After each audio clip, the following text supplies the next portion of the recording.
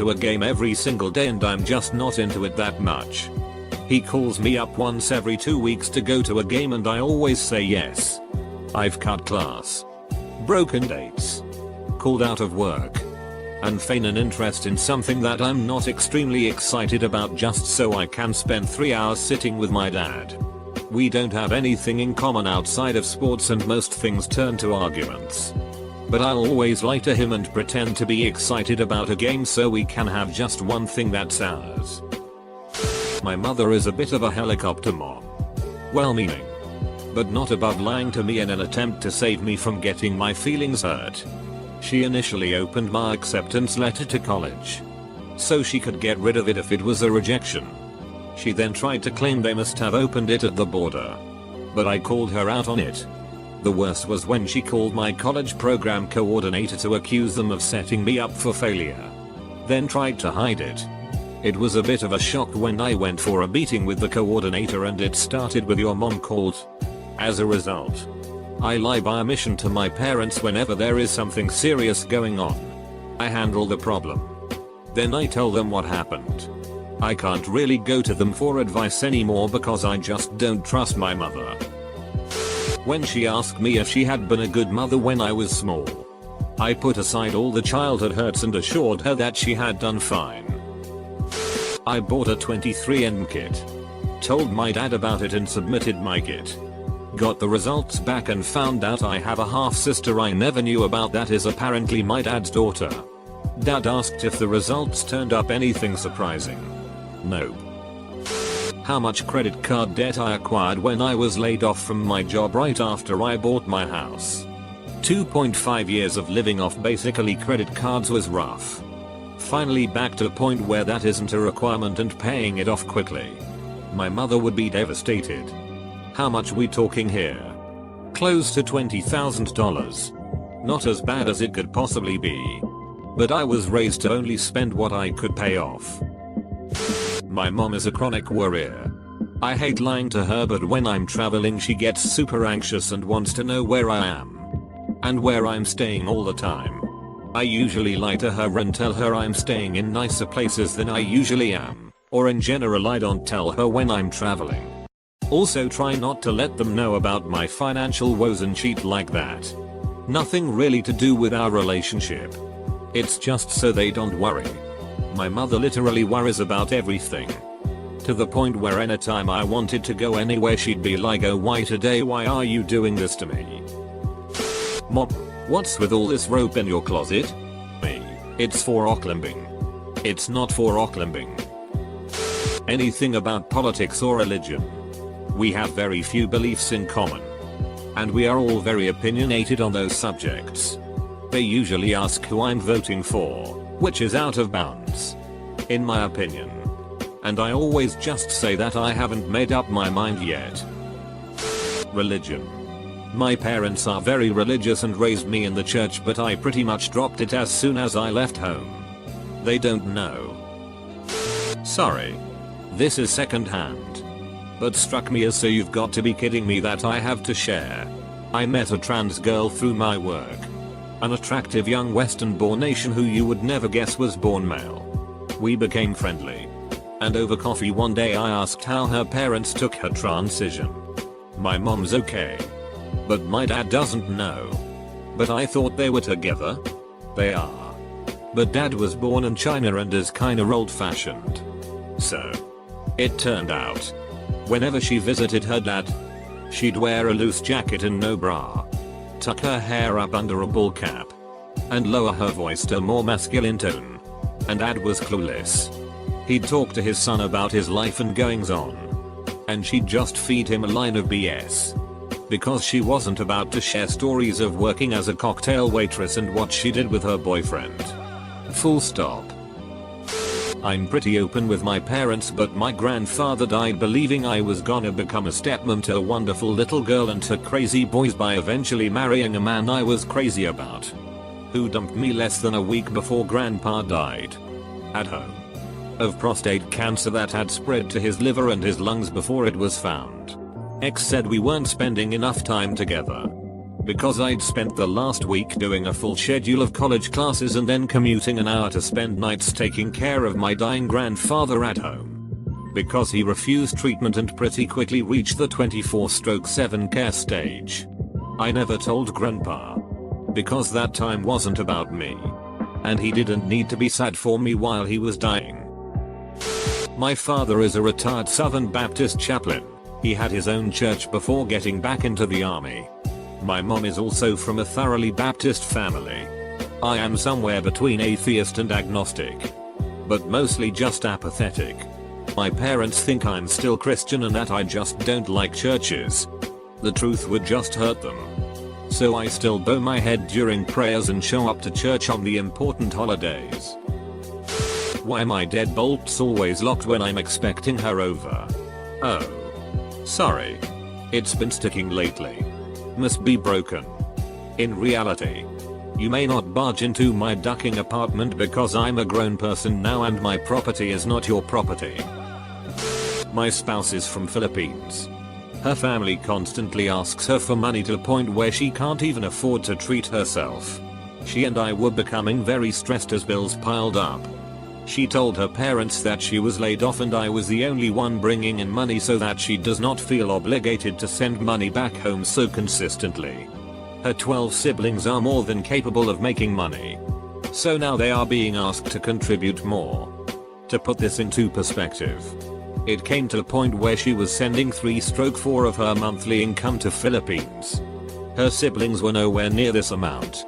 She also bought some farmland for them so they can grow their own food and grow crops to sell. She plans to have a motel or hotel built for more consistent income for them. That me and my ex used to do blow together. Like, we weren't addicted or anything. We just weren't very social at parties. We'd sneak off to go to the bathroom or someone's bedroom. People would assume we'd just be ducking. But we were doing lines off the counter so we could actually keep a conversation going with other party goers. As far as I know, my parents only know that I smoke weed. I don't do anything but smoke nowadays. But it's still something I never plan to tell anyone in my family or mayo. Part of being an adult is acquiring skills so that lying is seldom necessary. Steer the conversation. Change the topic. Set boundaries. And keep polite distance. That requires both parties to be adults. People who behave like children in private usually mind their manners in public. So one way of managing difficult parents is to meet them in restaurants and among groups of people rather than privately at home. This is part of keeping polite distance. Of course some individuals refuse to go along even with that.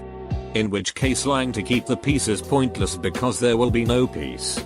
Then the choice is whether or not to interact with a toxic individual at all. Right now, wife and I have had a rocky first year of marriage. Decided to separate. I've been at my parents for 5 weeks now. I plan on giving my wife space for another few weeks. If she still doesn't know what she wants, I plan to file for divorce and get on with things. I've been paying my 1/2 bills for our house. And stacking the rest of the cash just in case. If really sucks. But I am glad my parents are there to help me. I fell into a very deep depression and they are lifting me up with positivity. They got me back into the gym. Getting healthy sleep. And being there to talk. Okay, I'm only 20 and live at home in the summers, but I'd like to think I'm an adult. One thing my parents are super strict on is Drew Gus. Now I'm not talking hard Drew Gus. I'm talking about weed up. I'm no stoner and certainly don't smoke that often, but my parents would never be okay with it. My mom has always expressed concern with it and has always been suspicious. Mostly cause she's just a worrying mom that doesn't know what her kids are doing away at college. But she absolutely refuses to change her stance. She thinks marijuana is like the worst thing ever. Sometimes I just wish she'd smoke some and chill the duck out. That I like my boyfriend's parents more. My parents were great. They weren't abusive. But they were just emotionally absent. I've only hugged my mother a handful of times and I don't think I've ever touched my father. My so's parents on the other hand. They treat me like their own daughter. Both of them bend over backwards to help me. And I don't leave there without at least 3 hugs. It helps that they're closer than my family. But my parents would be wrecked if they knew just how much more I enjoyed being with his family. About anything medical at this point anyway, my mother doesn't really rate my medical issues as anything except psychological regardless of the MRIs. Physio. Neuro rehab. Medications. Doctors and demonstrated physical problems. As well as history of physical problems. There's a lot of you could do it when you were younger. You should be able to do it now going on. Not how a seemingly progressive impairment works. So, until it is clear what's going on and I have doctors and medical support to confirm I'm not having the "it's probably MS" conversation. Most of the time. My dad is what I call a minefield parent. You never know what tiny thing will set him off. His mental health has been deteriorating. And I'm hoping he doesn't become violent. But it seems like a possibility as of recent. My best friend just lost his mom to an extremely rapid, early onset form of Alzheimer's that turned her psycho-violent. When they finally got the money together to get her into a specialized care home, it was too late. And she died months later from undiagnosed ovarian cancer. I lie to my mom when I go on dates, hang out with male friends and just pretend I went somewhere by myself. From certain things she said over the years, I've sort of gathered that she was in an abusive relationship with a boyfriend when she was younger, and she's extremely suspicious of any guy that tries to get close to me as a friend or otherwise. Unfortunately, it doesn't even put her at ease if I hang out with gay friends because she can also be pretty homophobic at times. I can't win. Of course, dude. So my mom is such a controller. I lied to her about my relationship status, and when she found out, she literally flipped a switch and demanded that I show her all the texts I sent and received from my girlfriend. I judge that to be a breach of my girlfriend's privacy. Especially since she's an adult, so I refused, to which my mother dearest told me to get out of the house. Like literally pack your shit and leave. So I did. My aunt, on the other hand, raised me when I was a baby, so she's like a second mother to me, so I never had the will to tell her I was homeless. BC, I knew she would worry the bejesus out of herself, so I just lied about it, and I've lived in my car for a year, working and studying. Aunt found out in the end, but oh well. Pretty much my entire life. But as soon as I turned 18 and was gearing to move out, I dropped the facades and lies, and she interpreted that as me being full of hate and anger. I'm 21 now, don't know where she is, but last I knew she was homeless, working minimum wage at a nation supermarket that abuses her. She has suffered so much in her life, and I've been there with her through some of it, but I can't be a part of it any longer. I love my mom, but for the sake of my own life, I needed to make the decisions I've made. Smoking. It is one of the hardest habits to hide. I found that I had to keep so much from my parents that it was better not to talk to them at all. They live in a dream world where they were good parents and Jesus is the answer to everything. And I'm never going to convince them that those things aren't true for me. I told my mother I forgave her for the awful things she did during her divorce with my dad.